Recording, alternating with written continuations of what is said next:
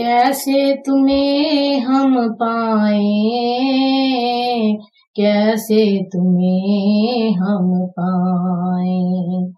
तुम बिना और न हमको सूझत, जांसो व्यथा सुनाए, जांसो व्यथा सुनाए। कैसे तुम्हें हम पाएं, कैसे तुम्हें हम पाएं।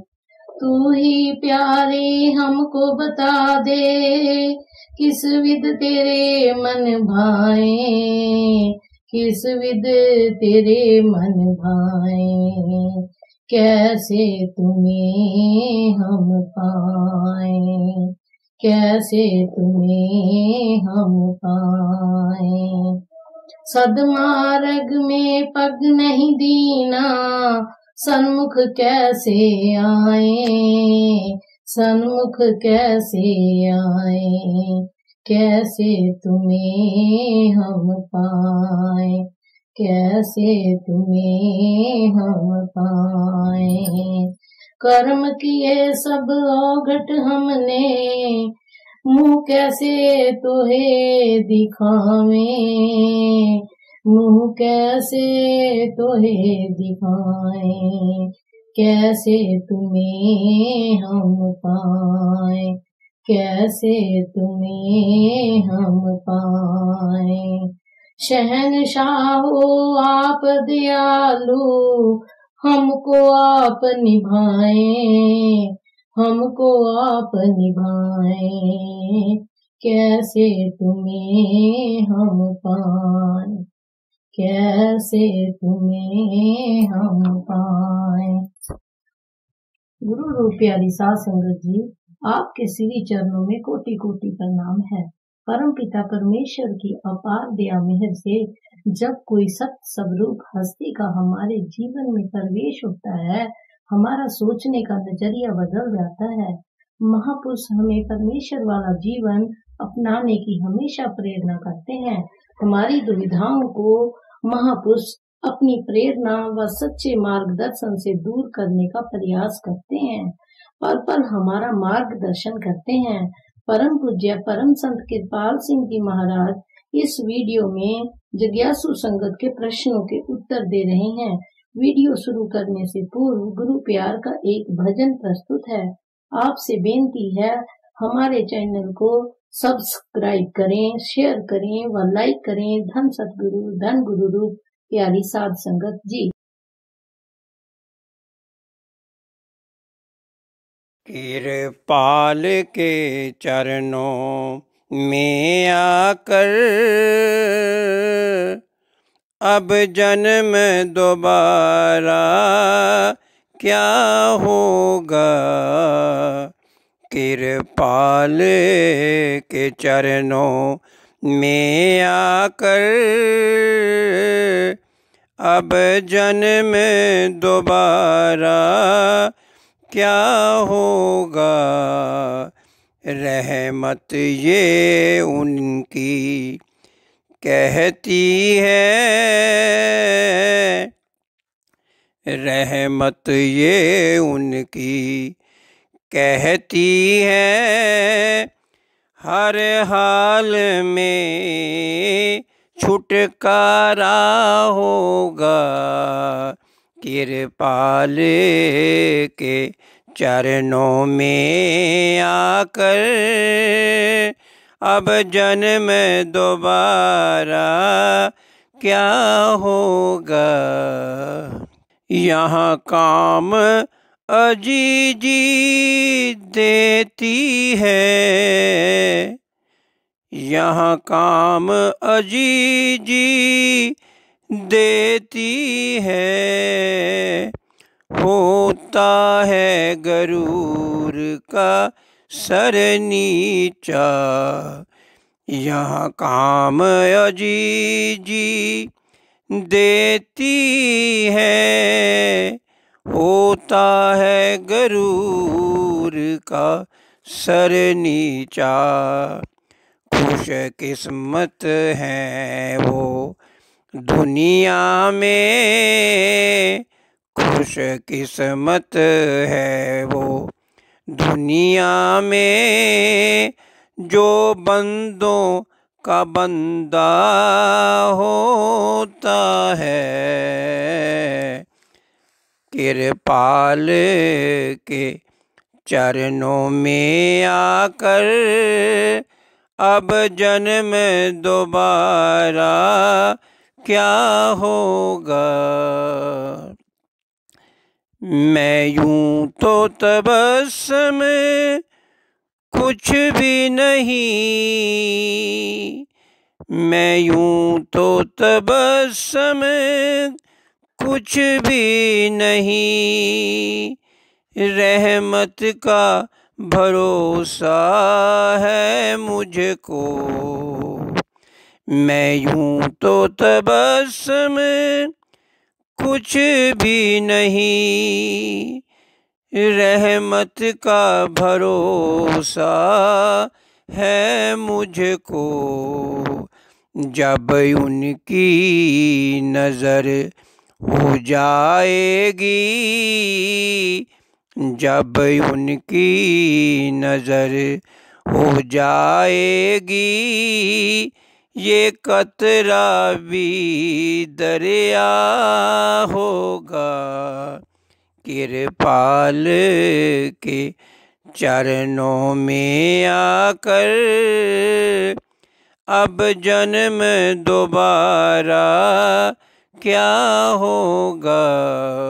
रहमत ये उनकी कहती है, रहमत ये उनकी कहती है, हर हाल में छुटकारा होगा।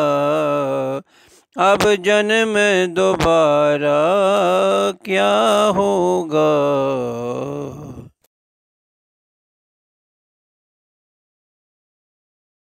गुरु रूप प्यारी साध संगत जी, परम पूज्य परम संत कृपाल सिंह जी महाराज जी साध संगत के प्रश्नों के उत्तर दे रहे हैं। जिज्ञासु ने प्रश्न किया, क्या आप हमारे निज घर सचखंड के बारे में कुछ बताने की कृपा करेंगे। महाराज जी फरमाते हैं, मान लीजिए कि आप एक बहुत सुंदर भवन या शाही महल देखते हैं और फिर एक गांव में जाते हैं जहां मिट्टी की छोटी छोटी झोपड़ियां हैं।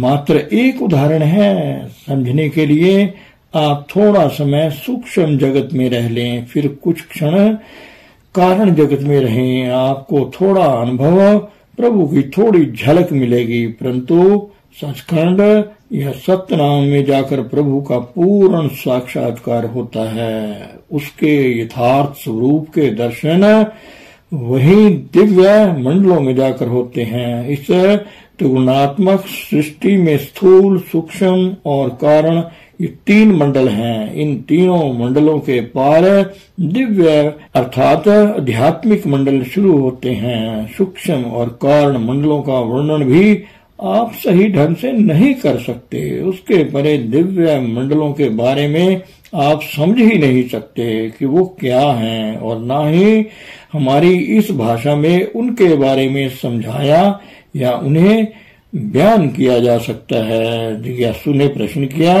आप इतना तो बता सकते होंगे कि सचखंड का जीवन, वहाँ का रहन सहन कैसा है। महाराज जी फरमाते हैं, अब मैं क्या मिसाल देकर आपको समझाऊं। सत्यलोक तक जैसे समुद्र में पानी का एक बुलबुला हो, प्रकाश का सब नूर ही नूर, बहुत तेज रोशनी, अनंत प्रकाश सूक्ष्म और कारण मंडलों का। जब आप उस मंडल सचखंड में प्रवेश करते हैं तो ऐसा लगता है जैसे नूर के ज्योति के फवारे चल रहे हों, रोशनी बरस रही हो। सूक्ष्म और कारण मंडलों की रोशनी, उस रोशनी उसके मुकाबले में कुछ भी नहीं है। जिज्ञासु ने प्रश्न किया, हमने सचखंड क्यों छोड़ा है, उसमें हमारी इच्छा या मर्जी का भी दखल था। महाराज जी फरमाते हैं, परमात्मा ने ये दुनिया बनाई है, उसी ने हमें इस दुनिया में भेजा है। सवाल ये है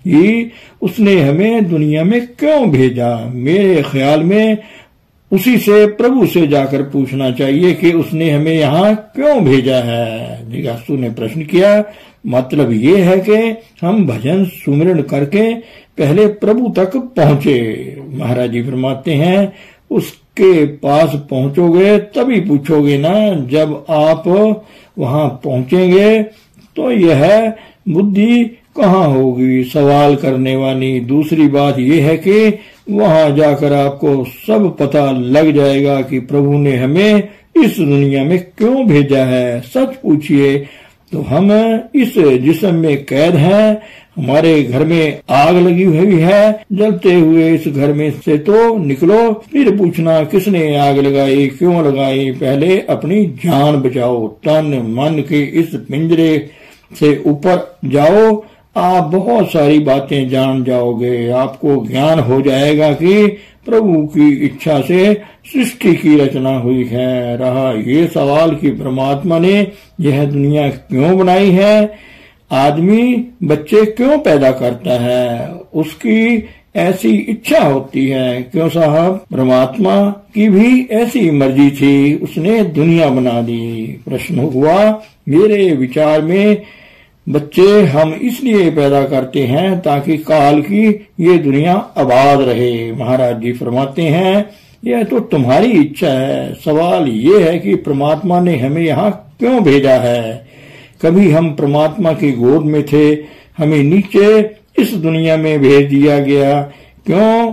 उसकी मर्जी, उसने अपनी इच्छा से ये दुनिया बना दी। यहाँ आकर हमें यहाँ के नियमों का पालन करना है। मान लीजिए कि मैं अमेरिका जाता हूँ, वहाँ जाकर मुझे वहाँ के कायदे कानून का पालन करना होगा। इस विषय पर इससे ज्यादा हम क्या कह सकते हैं। एक बार हमारे बड़े हुजूर परम संत हजूर बाबा सावन सिंह जी महाराज जी से ये सवाल पूछा गया था कि परमात्मा ने यह दुनिया क्यों बनाई है। जवाब में उन्होंने यही कहा था, प्रभु से जाकर पूछो उसने दुनिया क्यों बनाई। फिर जिज्ञासु ने महाराज जी से प्रश्न पूछा, भारतीय दर्शन की कुछ ऐसी मत भी है जो ये मानते हैं कि परमात्मा ने अपने मनोरंजन के लिए ये सारा खेल रचाया है। दुनिया बनाकर वो अपने साथ आप खेल रहा है। अपने साथ खेलना, महाराज जी कहते हैं, बात कहने का एक ढंग है। क्या आप कभी अपने साथ खेले हैं? यदि अपने साथ आप खेले हैं तो छोटे पैमाने में आप भी परमात्मा हैं। प्रभु ने कहा कि दुनिया है और दुनिया मात्र उसकी कल्पनाओं से अस्तित्व में आ गई और उसमें अपनी ही महानता के दर्शन उसने दिए।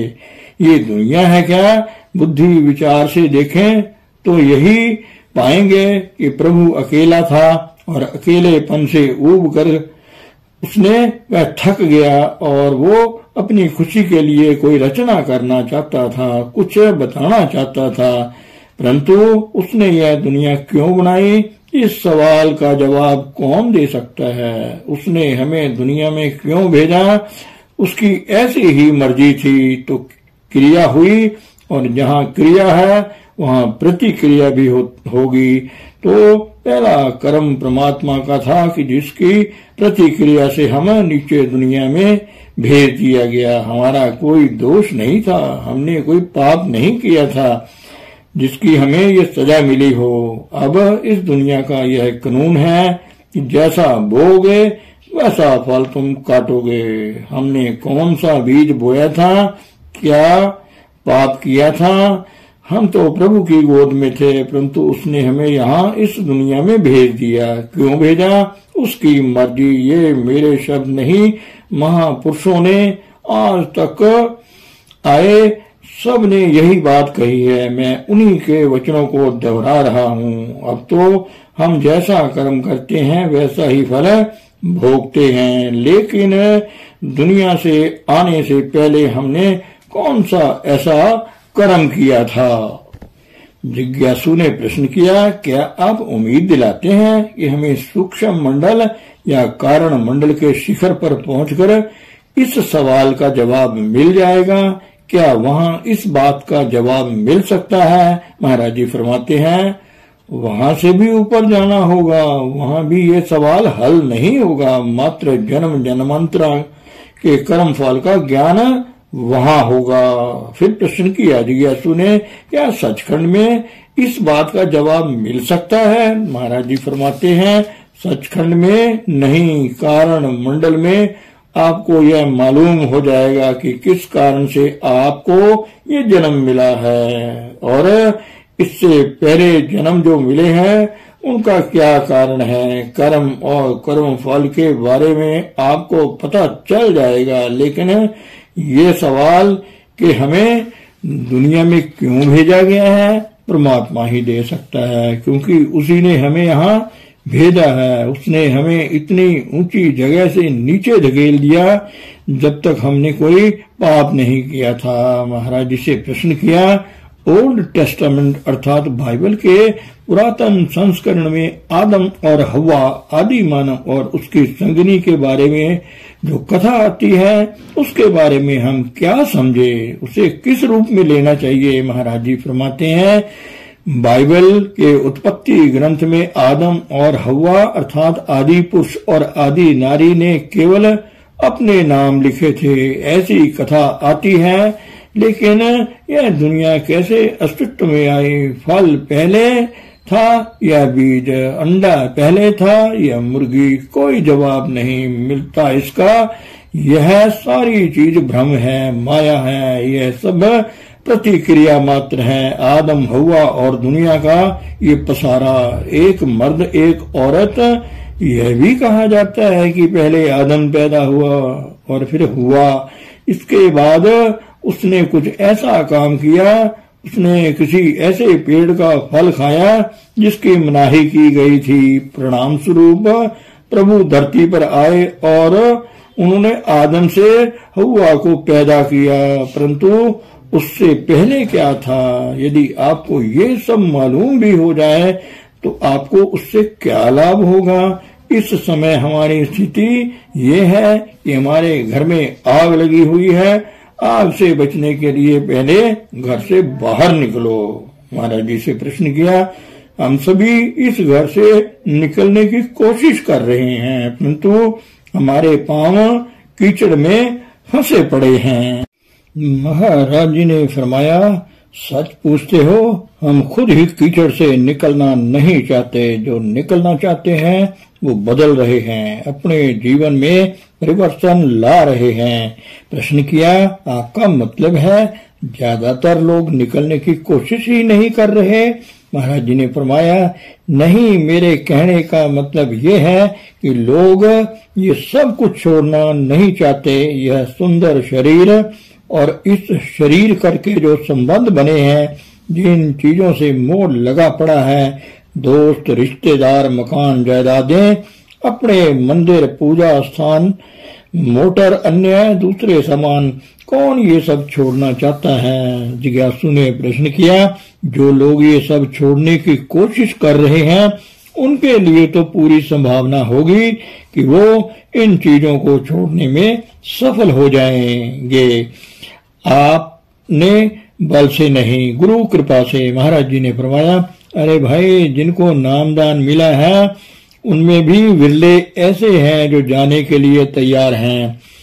वह अभ्यास में समय भी देते हैं, लेकिन वो इस दुनिया में बुरी तरह फंसे हुए हैं। वो प्रभु से प्रार्थना भी करते हैं तो इसलिए कि उन्हें दुनिया मिले या फिर उनका प्रलोक सुधरे। बहुत कम लोग ऐसे हैं जो सचमुच वापस निज घर जाना चाहते हैं। जिज्ञासु ने प्रश्न किया, आपके ख्याल में हम लोगों में से जो यहाँ बैठे हैं, कितने लोग निज घर जाने में सफल हो जाएंगे?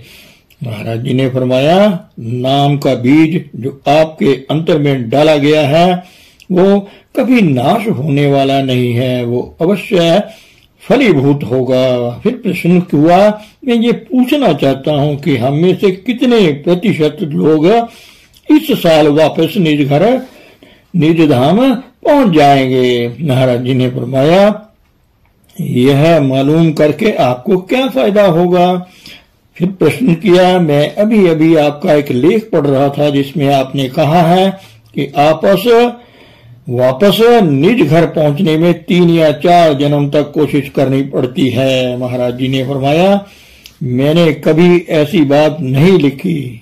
आपने पुरातन महापुरुषों के कथनों में ये बात पढ़ी होगी। मैं तो ये कहता हूँ कि चारों मंजिलें एक ही जीवन में तय की जा सकती हैं, उसके लिए 4 जन्मों की जरूरत नहीं है। जिज्ञासु ने प्रश्न किया, हाँ, आपने अपने लेख में यह बात भी कही है। अरे भाई, जब एक ही जीवन में आप सारी मंजिलें तय कर सकते हैं तो 4 जन्मों की क्या जरूरत है। ये तो विकास की 4 मंजिलें हैं। भूख लगी हो, परमार्थ की भूख, तभी हम गुरु के पास जाते हैं, उसकी शरण लेते हैं। वो हमें नाम दान अर्थात आत्मानुभव की पूंजी देंगे। इसके बाद नाम की कमाई करके मंजिलें तय करनी है। विकास की 4 मंजिलें हैं जो एक ही जन्म में तय की जा सकती हैं। हर इंसान बन रहा है, तरक्की कर रहा है। कुछ लोग पिछले जन्मों की कमाई के कारण ज्यादा तैयार हैं, कुछ कम है, लेकिन एक जीवन में ही विकास की ये 4 मंजिलें तय की जा सकती हैं। जिज्ञासु ने प्रश्न किया, क्या कोई ऐसा तरीका है जिससे इस बात का सही अंदाजा लगाया जा सके कि किसी व्यक्ति ने पहली मंजिल या पहली 2 मंजिलें तय कर ली हैं, या उस व्यक्ति की चाल ढाल, बोल चाल अथवा व्यवहार में कोई ऐसा परिवर्तन आ जाता है जिससे अंदाजा लगाया जा सके कि वो सूक्ष्म मंडल या कारण मंडल तक पहुंच गया है। क्या उसमें सहसा, पवित्रता और निर्मलता पैदा हो सकती है। महाराज जी फरमाते हैं, मैं इस संदर्भ में आपको उदाहरण दे सकता हूँ। पश्चिम में एक महिला ने मुझे पत्र लिखा कि उसने त्रिकुटी अर्थात कारण मंडल को पार कर लिया है। मैंने उससे एक सवाल पूछा, उसने जो जवाब दिया वो बहुत ही अस्पष्ट था, साफ नहीं था। मालूम होता था कि त्रिकुटी की मात्र झलक उसे मिली है, पूरा अनुभव नहीं मिला। मैंने सारी बात उसे खोलकर समझा दी। वो महिला अब भी वहां मौजूद है। प्रश्न हुआ, त्रिकुटी का मतलब है सूक्ष्म मंडल का शिखर, वहीं से त्रिकुटी अर्थात कारण मंडल की शुरुआत होती है ना। महाराज जी ने फरमाया, जी हाँ, लोग तरक्की करके ऊपर दिव्य मंडलों में पहुंच चुके हैं। यहाँ भी और वहां पश्चिम में भी ऐसे कई लोग मौजूद हैं। उनकी संख्या ज्यादा नहीं, लेकिन कुछ ऐसे लोग हैं। फिर प्रश्न किया, जो लोग ऊपर जाते हैं क्या वो बहुत गंभीर और चुपचाप रहने वाले लोग होते हैं? ऐसे लोग नहीं चाहते होंगे कि लोगों की नजर उन पर पड़े। महाराज जी ने फरमाया, ऐसी कोई बात नहीं।